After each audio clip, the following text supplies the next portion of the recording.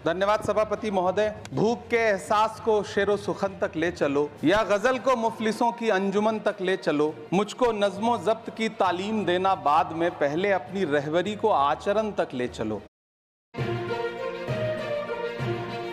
सभापति महोदय, मैं न्यू एजुकेशन पॉलिसी पे बात करने के लिए खड़ा हुआ हूं। माननीय मंत्री जी यहाँ मौजूद हैं। न्यू एजुकेशन पॉलिसी कहती है कि हमारा जोर टीचर्स ट्रेनिंग पर होना चाहिए, लेकिन जो नेशनल सैंपल सर्वे ऑफिस का आंकड़ा है वो कहता है कि इस देश में सिर्फ 13% टीचर हैं जो ट्रेंड हैं। तो मैं माननीय मंत्री जी से जानना चाहता हूं कि क्या जो 87% टीचर्स हैं जिन्हें ट्रेनिंग देने की अभी ज़रूरत है, उनको ट्रेनिंग देने के लिए हमारे पास क्या रोड मैप रहेगा, और क्या हमारे पास इतने बड़े पैमाने पर कॉलेजेस हैं, रिसोर्सेज हैं जिनसे उन्हें ट्रेन किया जा सके।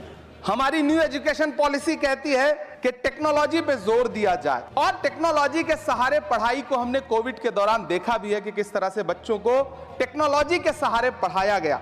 लेकिन मैं माननीय मंत्री जी से पूछना चाहता हूं कि जब इस देश में 80 करोड़ लोग 5 किलो राशन पे गुजारा कर रहे हों, तो क्या उन परिवारों तक इंटरनेट, कंप्यूटर, लैपटॉप जैसी सुविधाएं पहुंचाने के लिए कोई रोड मैप है ताकि उनके बच्चों को शिक्षित किया जा सके?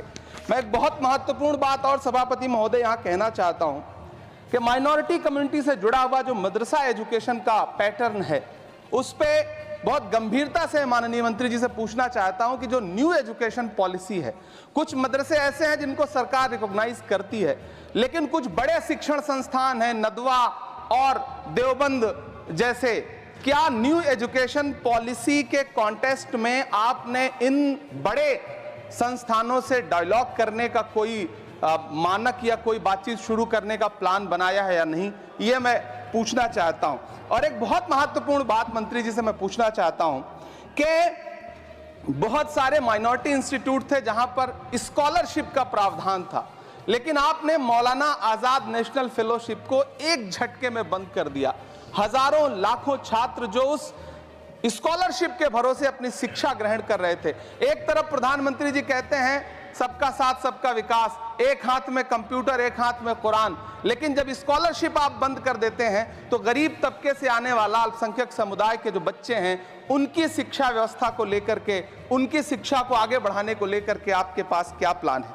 मैं माननीय शिक्षा मंत्री जी यहाँ पर बैठे हैं, उनसे कहना चाहता हूं कि पूरे देश में, पूरी दुनिया में प्रधानमंत्री जी जाकर के महात्मा गांधी जी की मूर्ति के सामने सर झुकाते हैं, उन्हें फूल चढ़ाते हैं, लेकिन आप ही की सरकार NIT कैलीकट में प्रोफेसर साइजा ए को योजना और विकास विभाग का डीन बना देती है, जो खुल करके कहती हैं कि मेरी नजर में नाथूराम गोडसे तो बहुत महान था। तो आपकी नई एजुकेशन पॉलिसी ये है, इस दिशा में जा रही है।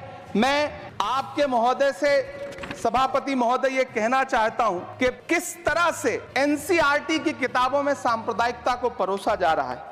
माननीय मंत्री जी, क्या आपके संज्ञान में है कि केंद्रीय हिंदी संस्थान और नीपा जैसे जो संस्थान हैं, उसमें अघोषित तौर पर यह कह दिया गया है कि देवनागरी में लिखते हुए जो नुक्ते लगाए जाते थे, जिनको यह कहा जाता है कि वो उर्दू से आते हैं, उनको अघोषित तौर पर रोक दिया है कि नई छपने वाली किसी भी किताब में नुक्ता नहीं लगाया जाएगा। NCERT की किताबें छापने वाले, लिखने वाले कई लोगों से मेरी व्यक्तिगत बात हुई, उनका यह कहना था कि हमें ऊपर से आदेश है, हालांकि ऐसा कोई लिखित आदेश नहीं है। तो मैं आपसे जानना चाहता हूं कि यह नुक्ता हटा करके आप देवनागरी भाषा को मजबूत कर रहे हैं या उसे कर्कश और कमजोर बना रहे हैं? यह मेरा माननीय मंत्री जी से अनुरोध है और ये मैं उनसे जानना चाहता हूं। सभापति महोदय, PM श्री विद्यालय को लेकर के बहुत बातें हुई। मैं एक चीज कहना चाहता हूं कि गाजीपुर एक जिला है उत्तर प्रदेश में, वहां वीर अब्दुल हमीद विद्यालय है धामूपुर गांव में।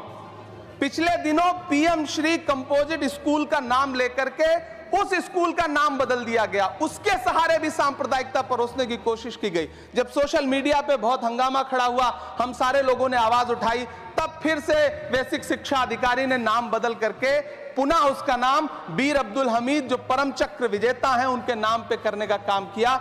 ये इस योजना के थ्रू भी सांप्रदायिकता को जो परोसने का काम किया जा रहा है, उसको मंत्री जी के संज्ञान में है यह बात या नहीं, और रोकने के लिए क्या काम करेंगे? NCERT की जो किताबें हैं, उनसे हिंदू मुस्लिम एकता के जो चैप्टर हटाए जा रहे हैं, महोदय, एनसीईआरटी की किताबें बच्चों का ज़हन तैयार करती हैं। आप बेसिक तौर पे एक नया इतिहास पढ़ाने के चक्कर में बच्चों को, छोटे बच्चों को जो गुमराह करके उनको एक झूठा इतिहास पढ़ाने का प्रयास कर रहे हैं, आगे चल के दुनिया में वो बच्चे कहां सस्टेन करेंगे।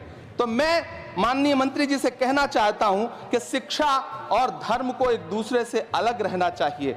मैं आज इस विषय पे बात करते हुए एक बहुत महत्वपूर्ण बात और कहना चाहता हूं कि दिल्ली विश्वविद्यालय में पाठ्यक्रम में जो बदलाव किए गए हैं, जिसमें राजनीति विज्ञान के पाठ्यक्रम से भीमराव, रामजी अंबेडकर, मोहनदास करमचंद गांधी, मोहम्मद इकबाल और भारत के संविधान पर आधारित शोध पत्रों को हटाया गया है। दलित लेखक बामा और सुकीरथ राणा को अंग्रेजी पाठ्यक्रम से हटाया गया है। क्या ये चीजें माननीय मंत्री जी के संज्ञान में है? समय बहुत कम है। मैं इस नई एजुकेशन पॉलिसी पर आदरणीय मंत्री जी से और सरकार से इतना कहना चाहता हूं कि आप बदलाव के नाम पर ये जो नई चीजें लेकर के आ रहे हैं, कैंपस में जिस तरह की गुंडागर्दी है, अभी एक माननीय सदस्य ने बोलते हुए जेएनयू का जिस तरह से जिक्र किया कि जेएनयू में इस तरह के नारे लगे, कुछ नकाबपोश लोग आते हैं, नारे लगाते हैं, चले जाते हैं, पुलिस सालों साल गुजरने के बाद उन नकाबपोश लोगों को ढूंढ नहीं पाती है। इतने प्रतिष्ठित शिक्षण संस्थानों को बदनाम करने के लिए जो तरीका सरकार इस्तेमाल कर रही है वो बहुत शर्मनाक है। पिछले दिनों एक महिला भी नकाबपोश जिसने छात्रावास में लाठी बरसाई थी, डंडे चलाए थे, वो आज तक उसकी पहचान नहीं की जा सकी, दिल्ली पुलिस उसे ढूंढ नहीं सकी। जामिया की लाइब्रेरी में जिस तरह से लाठियां बरसाई गई थी, उनके जख्मों के निशान आज तक नहीं सूखे हैं। अलीगढ़ मुस्लिम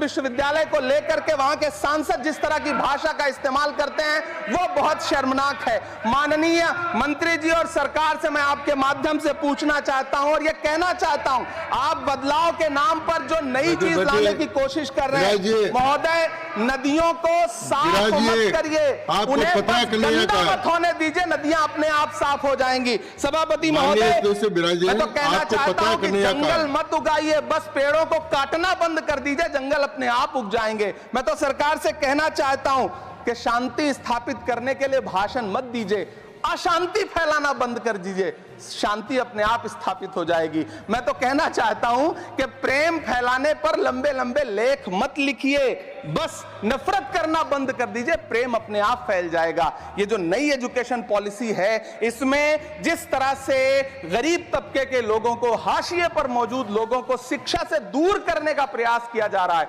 वो बहुत शर्मनाक है। शिक्षा को निजीकरण की तरफ जिस तरह ले जाया जा रहा है वो बहुत शर्मनाक है। माननीय मंत्री जी इस पर सोचें और इसे सुधार करने का प्रयास करें। इस सदन की तरफ से शायद इससे बेहतर बात, इससे बेहतर सुझाव हम नहीं दे सकते। बहुत बहुत धन्यवाद।